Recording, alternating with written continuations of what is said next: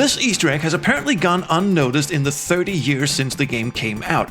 In the Software Access store in the Galaxy Galleria, if you click the taste icon on this little square in the top right hand of the screen, a mall pedestrian will come running out from the right, chased by a floating sequel policeman.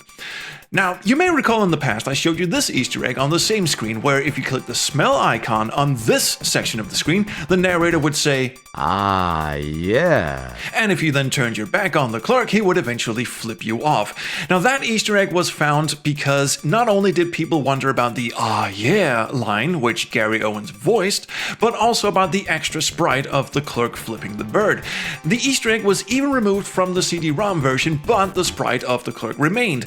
But just to make sure some wise-ass programmer didn't try to sneak it back in before release, they even went so far as to remove the middle finger from the clerk's sprite. However, this new Easter egg was a great deal harder to find. It was apparently hiding behind some innocuous code that didn't raise any suspicions when people were looking through the game's scripts. And since it contains no additional dialogue, and it uses sprites that were already used for legit purposes elsewhere in the game, it's managed to slip under the radar for the better part of 3 decades. That's amazing, isn't it? Now, much like the flipping the bird Easter egg, this Easter egg was also removed from the CD-ROM version of the game. If you try and activate it, you'll simply get a generic no can do message from Gary.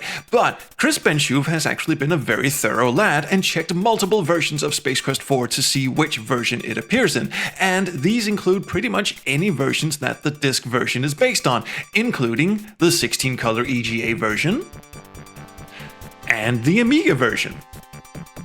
And not only that, this Easter egg can be traced all the way back to the leaked Space Quest 4 beta. So it's safe to say that this thing has been around pretty much since day one. That is a long ass time for an Easter egg to go unfound.